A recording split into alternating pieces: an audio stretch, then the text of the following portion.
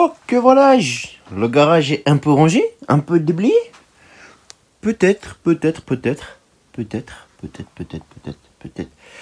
un petit peu. Aujourd'hui, on revient sur ça.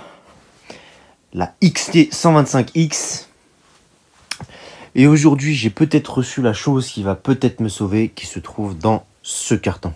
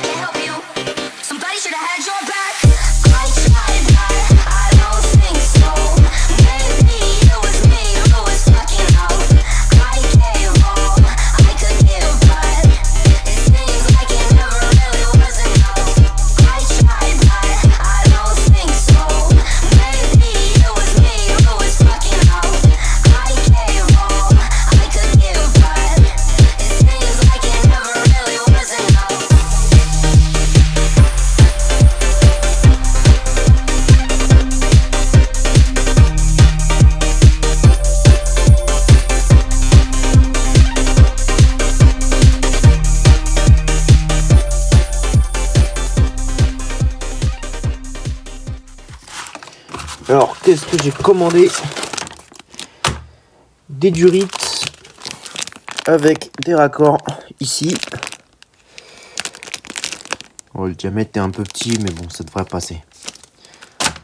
Donc là, j'ai 3 mètres de durites avec des raccords et je vais répondre à la question.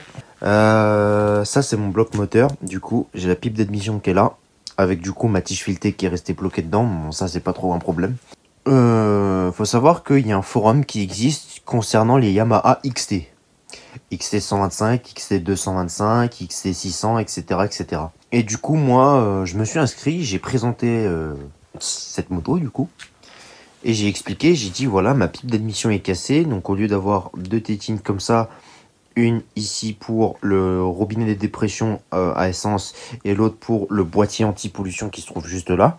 J'ai donc du coup ma tétine côté réservoir qui est cassée.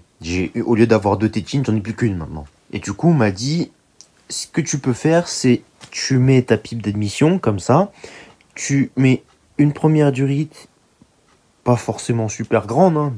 Tu mets une première durite, tu raccordes sur cette première durite un T, donc soit un T, un vrai T, ou soit alors un coude. Bref, un truc qui multiplie le tuyau, donc un T. Donc là, c'est-à-dire que je vais mettre ma pipe d'admission ici.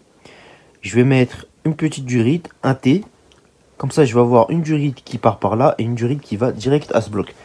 Et comme ça, avec la même tétine de la pipe d'admission, je vais pouvoir alimenter mon boîtier anti-pollution et mon réservoir de carburant à dépression. Parce que pour ceux qui n'ont pas compris, là, vraiment, ce qui me bloque, enfin, d'après ma conscience, on va dire personnelle, d'après ce que j'ai vu sur internet et ce qui me semble logique, cette moto est équipée, cette moto correspond aux normes de pollution Euro 4, Euro 5, je crois. Donc ils ont fait un boîtier anti-pollution, donc ça c'est une vanne EGR, hein, ni plus ni moins.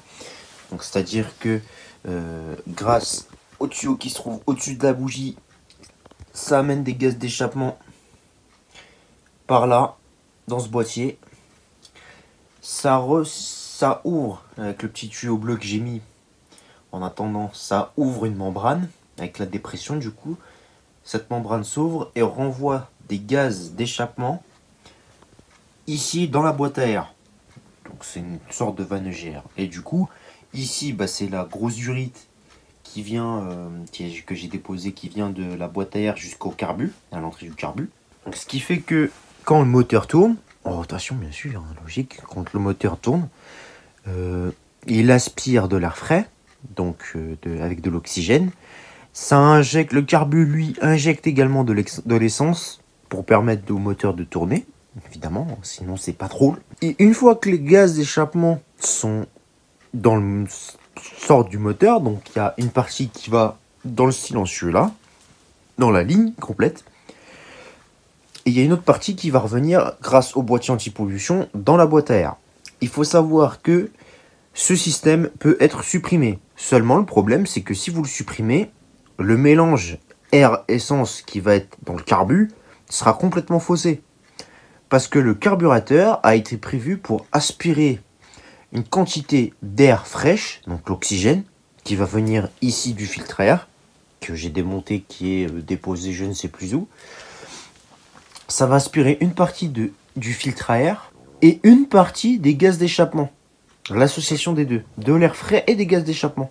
Et c'est-à-dire que si vous enlevez le boîtier anti-pollution, dans la boîte à air, il n'y a plus du tout de gaz d'échappement qui reviennent. Et que s'il n'y a plus de gaz d'échappement qui reviennent, ça fausse les valeurs du carbu. Et si on supprime le boîtier anti-pollution, qu'est-ce qu'il faut faire au carbu? Je vais vous montrer qu'on arrive, ça c'est le carbu d'origine, on va dire. C'est la cuve du deuxième, mais le bloc du premier, quoi. Donc ici on a la grosse durite, comme je vous disais, qui part de la boîte à air jusqu'à l'entrée du carbu, que je viens de nettoyer. Et là, ici, on a le deuxième carbu qui est démonté, qu'il faut que j'aille nettoyer. Donc ici, en blanc, vous avez le flotteur. C'est-à-dire que l'essence arrive, je ne sais pas tout casser parce que peut-être me sauver celui-là. L'essence arrive par là, donc du robinet de dépression, du réservoir. Ça coule à l'intérieur, ici, par ce petit truc. Ça fait, une fois que l'essence a atteint le niveau, les flotteurs vont se remonter comme ça. L'essence va arrêter de couler dans la cuve. Et là, ici, vous avez le gicleur. Et je sais pas si on va le voir. Sur celui-là, on va pas le voir. Attendez, je regarde. Bon, sur celui-là, on va pas le voir. Parce que comme un con, je l'ai meulé. Mais bon, il faut savoir que sur ce gicleur-là, d'origine, puisque les carbus sont complètement d'origine, je les ai pas modifiés. Ces carbus, ce sont des carbus avec des gicleurs de 5. Donc si on enlève le boîtier d'anti-pollution, du coup, le gicleur de 5, il va se dire ouais, ok, je gicle ça, mais je vais pas pouvoir corriger ton problème, quoi. Donc la moto ne va pas tousser ni démarrer, ce qui est dans un sens logique, puisque la valeur est faussée.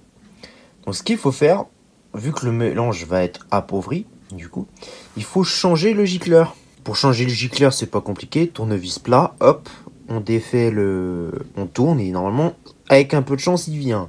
90% du temps, en tout cas sur ceux-là, ils sont collés. Donc ce qu'il faut faire, bon là j'ai meulé, donc ça a limé, mais bien comme il faut, l'empreinte hexagonale. Mais normalement, il y a une empreinte hexagonale ici. Vous prenez avec une clé ou une petite pince, vous maintenez. Et puis vous tournez en même temps le gicleur, et le gicleur est censé sortir. Alors le gicleur, il faut savoir qu'il doit arriver, voilà, à partir de mon ongle, jusqu'à, on va dire, mon pouce, quoi. Alors je sais que les petits gicleurs comme ça se vend pas mal sur internet. Il y en a pour tous les carbus. Donc après ça c'est une question de fournisseur. Pour le moment, moi, le boîtier anti-pollution qui est sur la moto, j'ai pas envie de le supprimer parce que faut savoir que je pense clairement je vous le dis, d'ici quelques temps on va avoir droit au contrôle technique sur les deux roues. Qui dit contrôle technique dit que boîtier pollution est obligatoire. Et oui, parce que sinon c'est pas au niveau pollution, c'est déjà un peu beaucoup.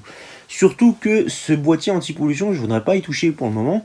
Je voudrais voir si la moto se comporte correctement d'origine, puisqu'il faut savoir que cette moto là elle a toujours été d'origine, elle a jamais été trafiquée, et là en fait elle a eu vraiment un seul propriétaire. Après elle a 18 000 km. Donc elle a pas beaucoup de kilomètres, elle a pas beaucoup de kilomètres. Le moteur, je pense qu'il est encore bon, il peut rouler encore pas mal. L'embrayage, la boîte de vitesse, je ne sais pas parce qu'elle démarre pas, donc je peux pas tester. Et puis deuxièmement, je veux voir voilà comment la moto se comporte avec la configuration d'origine. Puisqu'il faut savoir que de base, la moto, quand je l'ai récupérée, elle était remontée nickel et tout, avec le réservoir, les carénages, tout ça. Et le carbu était complètement d'origine. Le carbu n'a jamais été déposé, n'a jamais été nettoyé, n'a jamais été révisé. Tout était réglage d'origine. Je rappelle que cette moto a été arrêtée ici, a été remisée pour un problème de compteur électrique. Vous voyez ce faisceau là? Le faisceau, je l'ai refait intégralement. J'ai dû changer une prise. D'ailleurs, l'autre prise, elle est là. Donc, j'ai dû couper les fils, ressouder des fils avec de la gaine thermo pour faire ça propre. Faut savoir que si le compteur électrique est débranché ou pas branché, le CDI, le boîtier CDI qui se trouve juste ici, le CDI, lui, n'envoie plus, je crois qu'il gère la commande d'allumage, et soit il décale ou il coupe la commande d'allumage.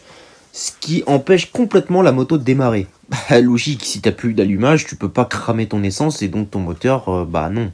Il va il va aspirer de l'essence, mais l'essence va juste être remplie dans le cylindre et va noyer le moteur.